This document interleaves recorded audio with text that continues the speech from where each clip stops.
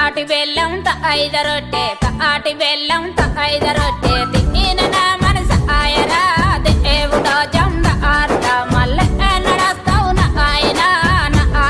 నారాయణ బాధపడకు బెంగపడకు బాధపడకు బెంగపడకు ఇట్లా పోయి అట్లొస్తనే